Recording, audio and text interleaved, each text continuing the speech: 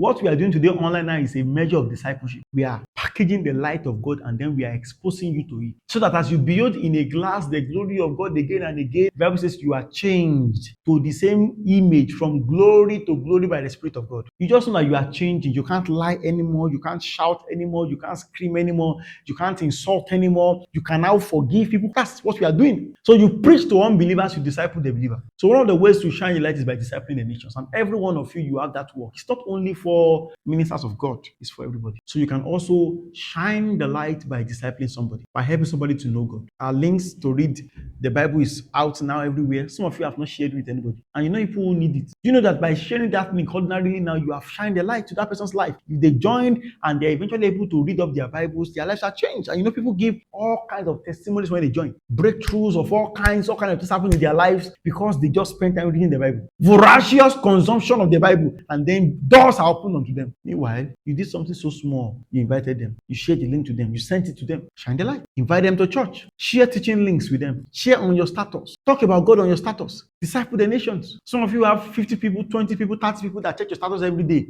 What are you doing with that audience? You have a pulpit. You are just putting comedy every time, making them laugh, making them smile. I'm not saying it's wrong to laugh. You know, sometimes you go online and then you have something to laugh about, and none of those. But sometimes just package a dose of the word and keep it in the middle of that joke. And while they are scrolling to continue to listen to joke and laugh, they heard something that changed their lives. Be deliberate about discipling the nation. There has been so much emphasis on evangelizing the nations than discipling the nation. So people feel a lot of sympathy and a lot of charisma and a lot of energy for sinners going to hell. Meanwhile, there are believers going to hell too that we don't care about.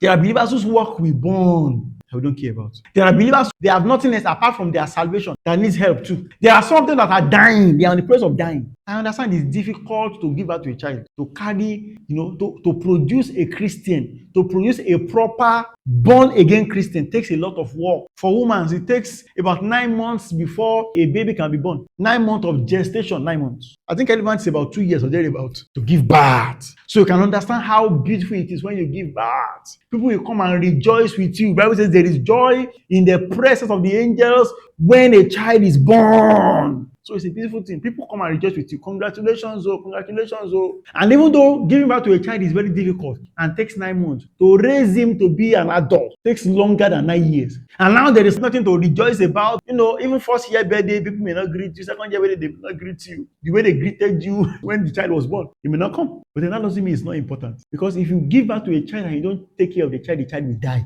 I'm not trying to downplay the importance of evangelism now. I'm also raising for you the importance of discipleship. Some of us have gotten angry with parents who give birth to children that they are not willing to take care of. If you can't take care of them, why do you give birth to them? Sometimes we need to fight some people like that in the Christendom too. Because sometimes if you are not careful, you make them twice the son of hell when you give birth to them and you don't arrange how they'll be taken care of. And that's why God raised ministries upon ministries like this to focus on discipling people, to make sure their foot is standing, to make sure that they are strong. They cannot discern between good and evil. They know what they are doing. Hallelujah. So shine the light by discipling the nation. Preach to unbelievers. Teach the believers. All of us are sent to do the work. If you are called to be an evangelist, of course, you have a focus on sinners. If you are called to be a teacher, you are focused on believers, on discipling them. But all of us have to do this work at whole level.